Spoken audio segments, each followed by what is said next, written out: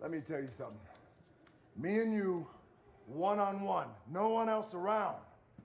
I will beat your ass like a Cherokee drum.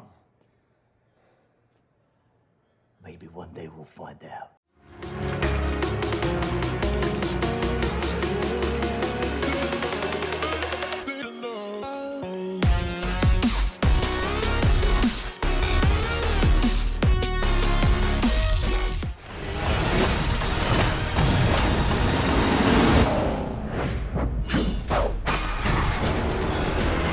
Tell me this is not happening.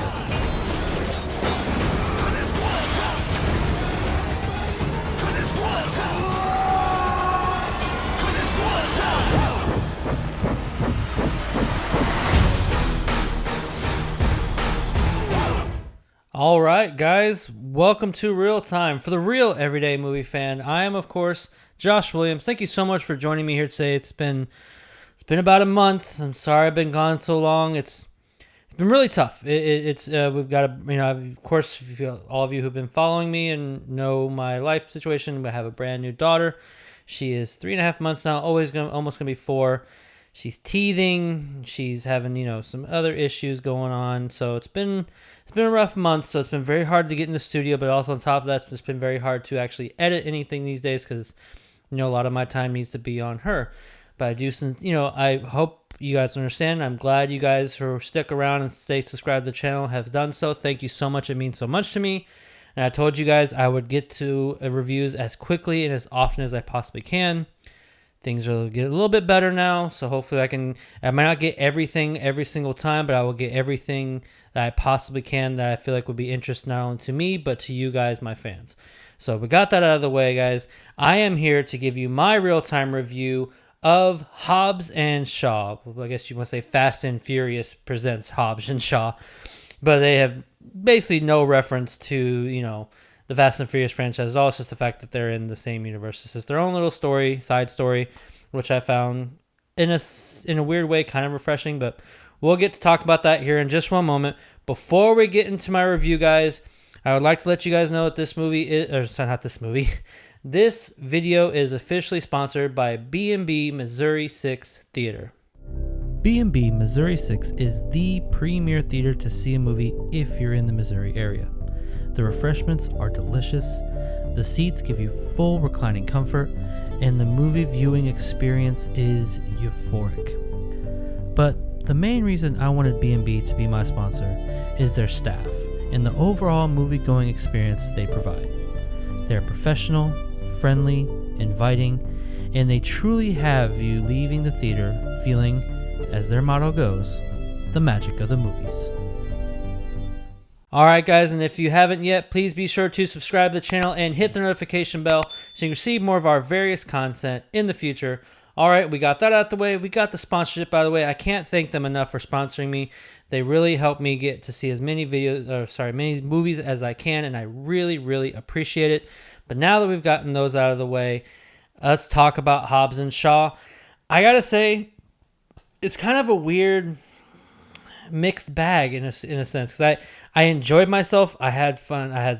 I laughed. I enjoyed the action, but there were parts that were just really dumb. So I'm gonna give it. I decided I've been pressed to see, give myself a score because I saw week and a half ago, somewhere around there. But I really wrestled with it, and I think I'm just gonna go ahead and give it a 7 out of 10. It's got some really eye-rolling moments, but it's got some moments that are really fun and funny. Let's talk about the good stuff off the top. It's probably one of the biggest parts I like was, of course, Jason Statham and Dwayne Johnson as Hobbs and Shaw. Their chemistry is palpable. You really get a sense of the comedic fun aspect of it, but the kind of bullheaded, I'm better than you and I'm better than you, and they wrestle with that back and forth. They argue over that back and forth with little one-liner quips, and I found a lot of them extremely hilarious. I wasn't the only one too. I know there was a lot of people in the theater when I saw it.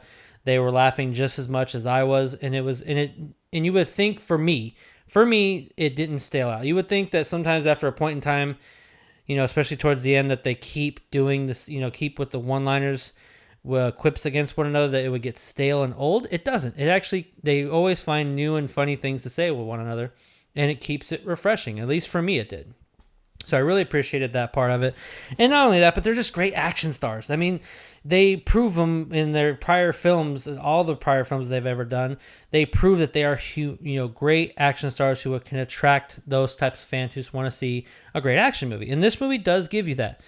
But I will say it doesn't raise the bar as far as the screenplay goes, as far as being kind of, I want to say challenging. That's the wrong word.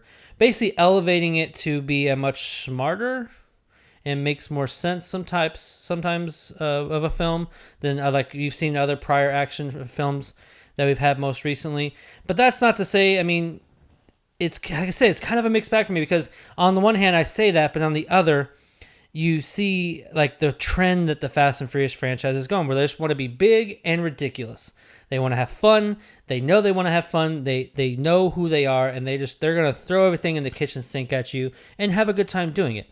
But there were just some moments, especially particular towards the end, that I don't want to give it away, and even though it's been a week and a half, probably most of you guys have seen it, but there, you see in the trailer, there's a scene where Dwayne Johnson's character goes home.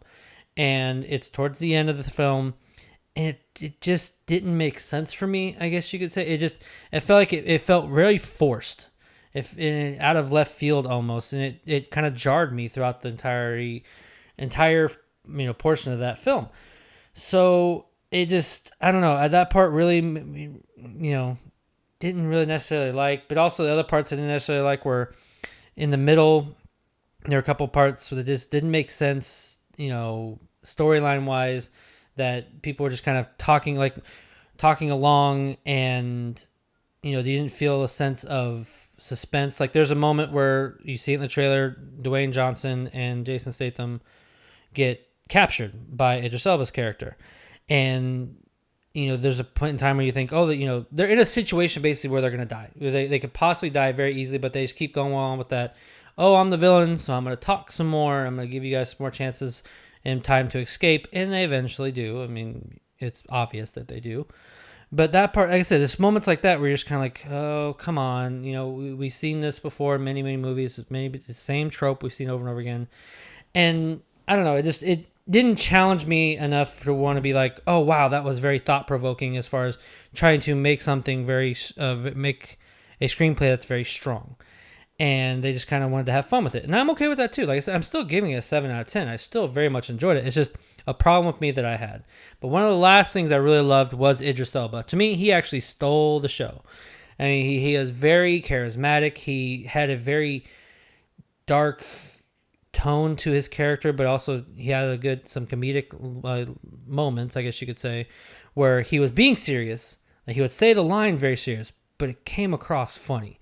And it's very good when an actor can do that. And if you've seen his repertoire, his film repertoire, he is very talented in what he does. And it was kind of good to see him in a bad character role. And he played it very well. I thought he did a great job. We'll see what happens in the future, but I'm very curious, besides this franchise, what will happen to him in the future. Because he's not going to play Heimdall anymore. He would like to, but his character's kind of ended. So I'm looking forward to see what he does next to his career. I think he's just an amazing actor all around. But overall, guys, I can still recommend you check it out if you haven't yet. It's a fun time in the theater. It's like I said, it's very dumb. There are some lines said in the film that really make you scratch your head, and you kind of get bored with it after a while. And there's a couple of cameos. For people who haven't seen it, I don't want to give it away, but there are a couple cameos in this film where these a couple actors come in, and at first it's funny, and at first you're like, oh, that's kind of cool. But then as they keep going with some of the lines they were given, you're just kind of like, okay, it's getting really dumb. I wish we would move on already. So those, like I said, it's kind of a mixed bag on that part. But I can still say you'll go to the theater as long as you sit back, relax, eat some popcorn, shove it in your mouth, and just watch the screen and not think about it too much.